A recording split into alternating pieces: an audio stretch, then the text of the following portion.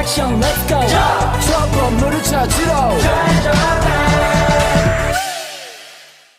Halo everyone, kembali lagi di channel YouTube saya, Sally Aulia.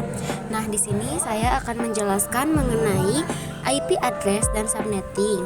Nah, sebelumnya perlu digarisbawahi bahwa IP address ini memiliki dua versi, yaitu IP address versi 4 dan IP address versi 6.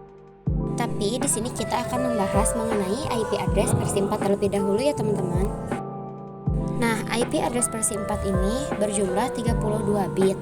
Yang mana 32 bit ini terdiri dari 4 oktet.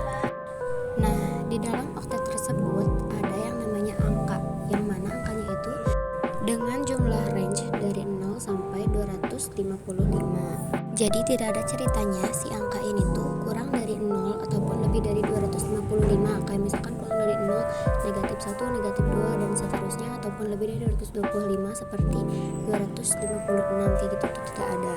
Nah, sebagai contoh di sini saya menuliskan IP dengan IP yang bebas, teman-teman bisa menentukan berapapun.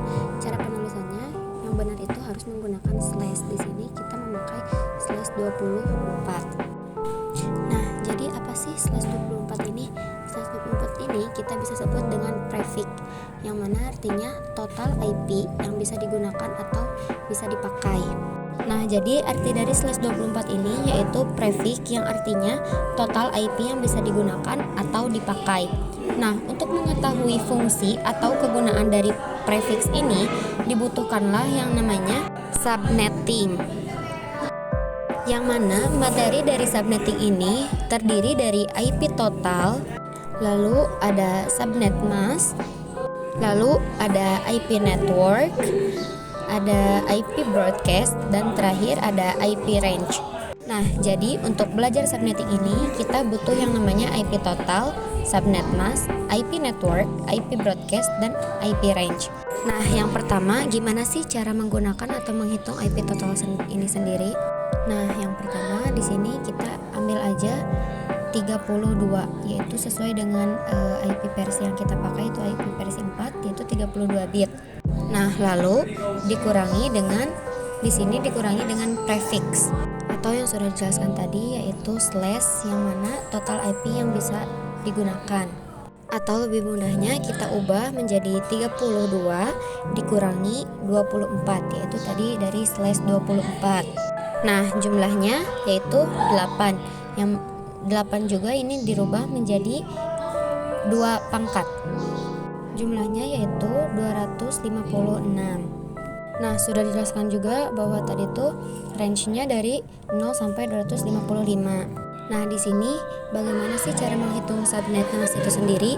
Nah, teman-teman langsung aja masukkan angka dari jumlah pangkat IP total tadi yaitu 256 dikurangi dengan jumlah IP total tadi sendiri yaitu 256 dan hasilnya yaitu 0. Nah, untuk cara penulisan yang benarnya yaitu oktet terakhirnya dirubah menjadi 0. Nah, untuk IP network sendiri langsung kita kasih 0 aja, dan untuk penghitung IP broadcast yaitu IP total dikurangi 1 yaitu 255. Terakhir untuk menghitung IP range yaitu dengan satu angka setelah network, jumlah network gitu, dan terakhir yaitu satu angka sebelum jumlah IP broadcast, mana hasilnya yaitu 1 sampai dengan 254. Nah, jadi begitu cara menghitung IP range dengan mudah dan cepat. Oke, buat teman-teman sampai sini mengerti untuk cara penghitungan IP range atau subnetting itu. Nah, di sini sebagai contoh saya akan memberikan IP 172.168.5.1 dengan slash 26. Nah, di sini kita akan pecahkan soal subnettingnya. Yang pertama tulis seperti tadi, IP total, subnet mask, IP network, IP broadcast, dan IP range seperti yang ada di video di atas. Nah, di sini untuk menghitung IP total sama ya, kita pakai 32 karena tadi kita memakai IP versi 4 dikurangi dengan prefixnya yaitu slash 26. Jadi ketika diubah menjadi 32 dikurangi slashnya yaitu 26, berarti kita dikurangi 26. yang mana jumlahnya yaitu 6. Nah, di sini kita akan rubah lagi menjadi 2 pangkat 6, yang mana jumlahnya yaitu 64. Nah, untuk menghitung subnet mas, teman-teman kasih 256 dikurangi jumlah IP total tadi sendiri yaitu 64. Nah, 256 dikurangi 64, maka hasilnya yaitu 192. Cara penulisan yang benarnya sama seperti tadi ya, cuman oktet terakhirnya yaitu menjadi 192 karena jumlahnya seperti itu. Nah, untuk network teman-teman langsung kasih 0 aja, dan untuk IP broadcast teman-teman masukkan jumlah IP total tadi dikurangi 1 yaitu 63. Untuk IP range sendiri yaitu seperti yang tadi, angka setelah jumlah IP network dan angka sebelum jumlah IP broadcast tadi, berarti 62. Maka di sini IP range-nya yaitu 1 sampai dengan 62. Nah, di sini untuk contoh soal yang kedua saya akan memasukkan IP dengan /27. Nah, teman-teman bisa lihat contohnya seperti yang di video. Untuk cara mengerjakannya sama, kita tulis dulu IP total, subnet mask, IP network, IP broadcast, dan terakhir yaitu IP range. Yang pertama IP total sama seperti tadi, 32 dikurangi prefiksnya yaitu 27, maka jumlahnya yaitu 5, dan nanti 5 ini akan diubah lagi menjadi pangkat yaitu 2 pangkat 5, yang mana hasilnya yaitu 32.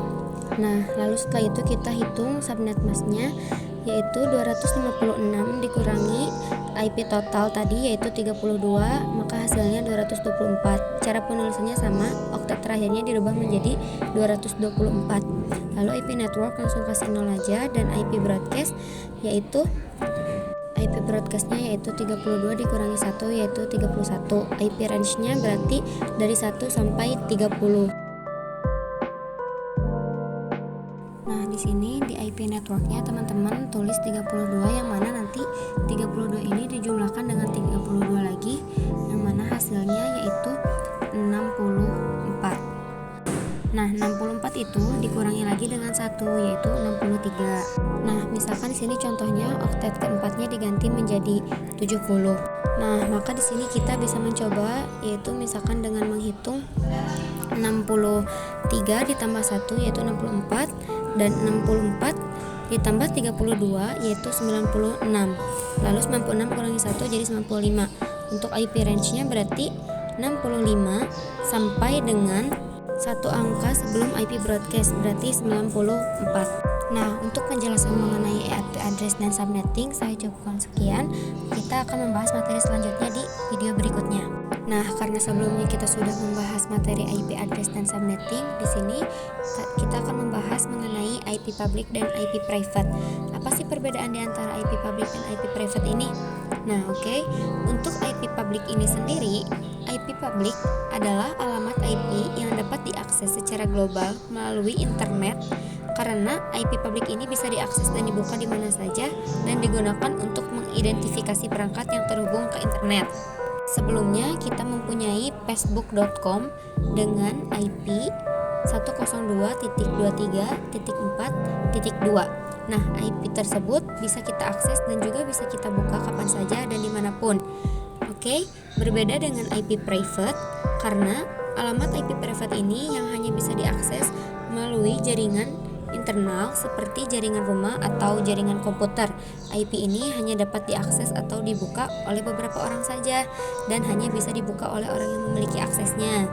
Contohnya di sini kita memiliki IP 192.123.21.1. Nah, misalkan saya memiliki IP ini, tapi IP ini saya private, jadi yang bisa mengakses atau membukanya hanya saya. Begitu untuk penjelasan mengenai IP public dan IP private. Oke, di materi ini kita akan membahas mengenai konsep switch dan router. Nah, jadi konsep switch ini yaitu untuk menghubungkan device-device dalam satu blok subnet. Sebagai contohnya gitu, di sini kita punya PC 1 misalnya, lalu kita hubungkan dengan kabel, dan kabelnya ini menuju ke switch. dan lalu kita hubungkan lagi dengan kabel menuju ke PC 2. Setelah itu, kita hubungkan kembali kabel tersebut ke PC 3. Nah, seperti ini ya penampilannya. Oke, misalkan masing-masing PC ini memiliki IP. PC 1 IP-nya misalkan 192.168.1 dan titik 1. Untuk PC 2-nya oktet terakhirnya diubah menjadi 2. Nah, seperti ini misalkan yang IP 3 juga oktet terakhirnya dirubah yaitu menjadi 3. Nah, seperti ini konsep dari switch. Dan juga jangan lupa kabelnya itu bisa dihubungkan dengan kabel yang namanya kabel STP atau kabel UTP. Oh iya, tidak lupa juga di sini kita akan tambahkan slash yaitu 192.168.1.0/27. Nah, slash 27 ini mempunyai 32 bit yang bisa dipakai. Switch ini tuh merupakan dalam satu blok subnet yang sama, jadi bisa digunakan atau bisa dihubungkan dan juga bisa saling berkomunikasi. Nah, ini tuh merupakan sebuah konsep dari switch. Nah, untuk router fungsinya yaitu untuk menghubungkan device-device dalam satu blok subnet yang berbeda. Untuk caranya kita copy paste aja biar lebih mudah. Nah, untuk konsep router ini nanti akan ada sambungan kabel lagi gitu.